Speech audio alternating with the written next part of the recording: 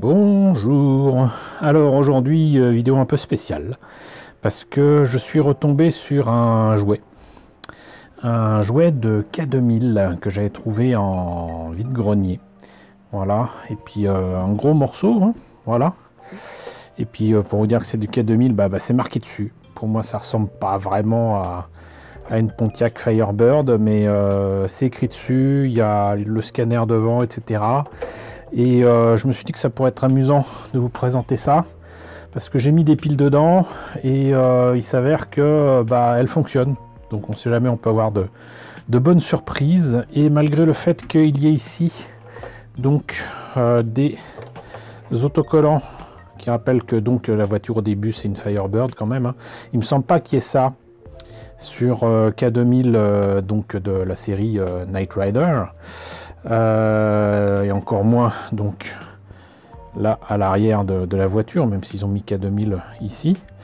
Et donc ça me semble quand même assez étrange, et je vous avoue que quand je l'ai pris, pour moi c'était tout simplement un jouet pirate, comme il y en avait tant à l'époque, dans la fin des années 80, début des années 90, voilà, des trucs où ils mettaient des autocollants par-ci par-là, et puis c'était bon.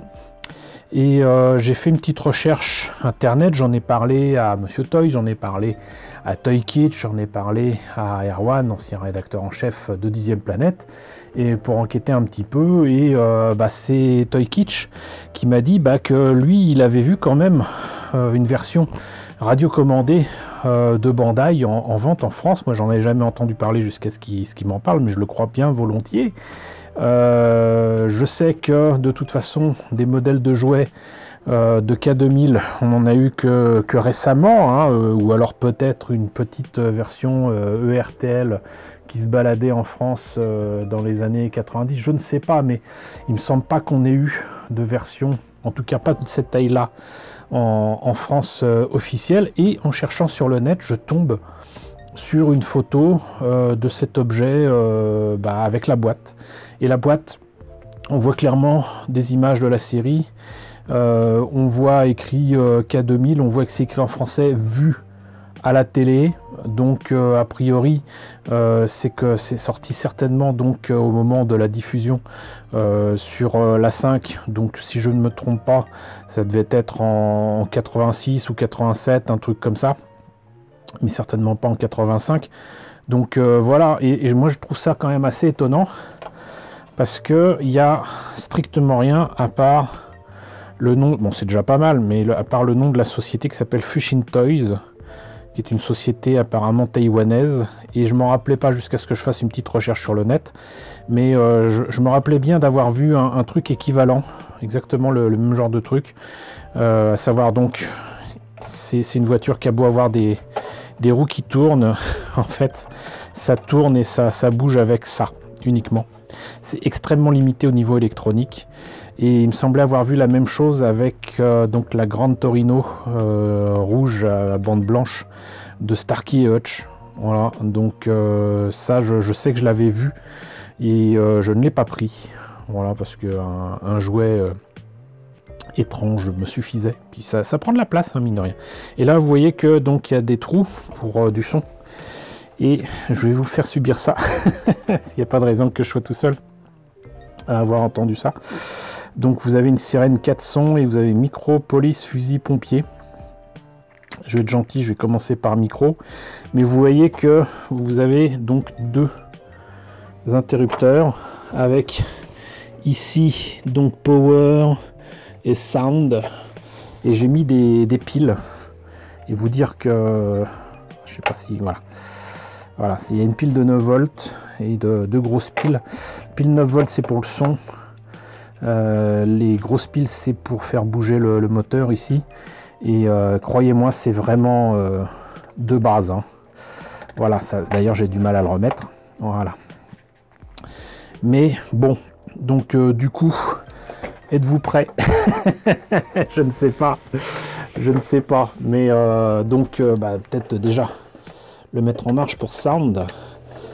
Donc est-ce que le micro marche? Blablabla, moi j'entends rien. Par contre, pour l'avoir essayé tout à l'heure, attention,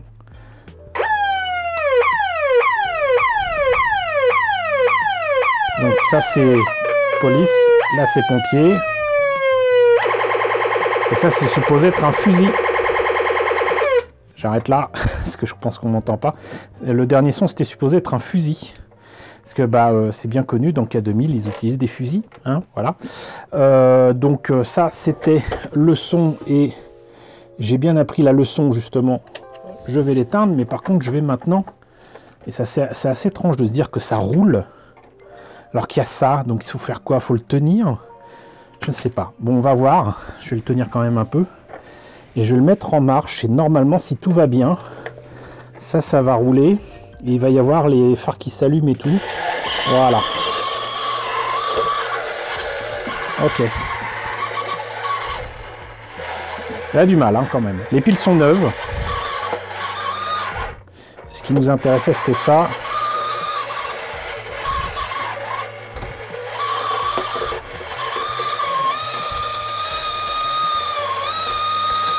Donc, ça se voit pas énormément à l'écran.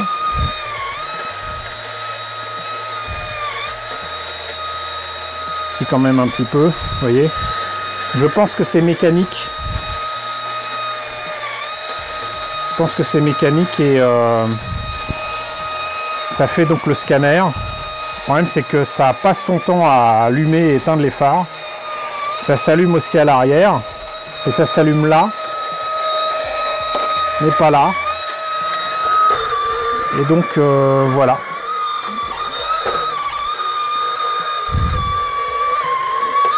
Ah, quelle horreur. Eh ben écoutez, ça a beau être un objet supposé officiel, sincèrement, je le trouve pas terrible. En plus, vous avez entendu le son, ça fait un bruit d'enfer, même quand on veut simplement le faire rouler. Et encore le faire rouler, faut le dire vite. C'est l'horreur. Pour moi, ça a la qualité d'un jouet sans licence, d'un jouet pirate. Et le son ne fait que confirmer cet avis, quoi, cette approximation qu'est d'ailleurs même la carrosserie de cette Pontiac Firebird. Donc voilà, je tenais à partager avec vous cette redécouverte, hein, parce que c'était dans un de mes cartons et je pense que je ne l'avais pas ressorti depuis bien longtemps. Je ne sais même plus si je l'ai présenté dans le magazine 10e Planète. Erwan me le rappellera, mais voilà. Donc cependant, c'est pas fini, parce que j'ai retrouvé autre chose qui malheureusement ne fonctionne pas malgré le fait que j'ai remis des piles dedans. Mais je voulais vous montrer ça. Parce que là, par contre, pirate ou pas pirate, je trouve que le jouet est intéressant et que s'ils avaient fait ça avec une DeLorean, ça aurait été vachement cool. Donc bougez pas. Alors voilà. En plus, mine de rien, je les avais quand même nettoyés, mais franchement, elles n'ont pas aimé être stockées dans un carton. Et puis, bon, je rappelle que je les ai pas achetés neufs, hein. Je les ai achetés en brocante. Mais donc, cas de particulier, cette voiture, outre qu'elle s'appelle Cosmocop, qui est peut-être donc le résultat des amours coupables entre Cosmocat et Robocop. D'ailleurs, là, il écrit « To protect and to serve ». Déjà, on notera qu'il y a très clairement une ascendance, en tout cas, de voitures de luxe. L'arrière et les côtés de la voiture, moi, me font penser à genre une Countach, voilà. Je sais pas du coup si c'est inspiré par une Lamborghini, par une Ferrari ou quoi. Mais en tout cas, il y a là aussi donc des phares qui sont supposés s'ouvrir, évidemment. Là, j'arrive pas à le faire alors que j'y arrivais tout à l'heure. Là par contre, vous avez des comment on appelle ça, des gyrophares de police qui peuvent sortir par ici. Et surtout, ce qui est très intéressant, c'est qu'en fait, c'est une voiture qui est supposée voler. Donc là, les roues qui peuvent se mettre comme ça, hein, des deux côtés. Et malheureusement, alors donc j'ai là encore, on voit bien que c'est un produit vraiment de basse qualité, parce que le support pile est vraiment pas terrible. Et non seulement il n'est pas terrible, mais en plus de ça, donc vous le mettez comme ça et c'est supposé se mettre en marche quand vous faites ça. Bon, cela dit, c'est loin d'être bête. C'est juste que, à mon avis, ça doit se casser assez rapidement. Mais donc là, vous voyez que malheureusement, ça ne met pas en marche quoi que ce soit. Et j'en suis vraiment désolé. Mais vous avez le même système ici de roulette, même si les roues tournent ici, de roulette pour diriger en fait le véhicule. Mais visiblement, il était vraiment fait entre guillemets pour voler, parce que là, vous aviez un piston qui permettait de soulever très certainement la voiture, peut-être de la faire tourner sur elle-même. Mais moi je trouve le système assez ingénieux, parce que du coup ça surélève la voiture, certainement en soulevant les roues. Et imaginez ça avec une reproduction à cette échelle-là, c'est quand même un gros morceau, avec une DeLorean. Franchement, ça aurait été cool. Ça aurait été vraiment cool. Donc à part vous dire qu'il y a écrit Cosmocop Automation avec des hauts placés très spécialement, et que après qu'est-ce qui est écrit, Made in China cette fois-ci, c'est tout. On ne rappelle pas avoir vu plus. Voilà, donc voilà, je tenais à partager ça avec vous.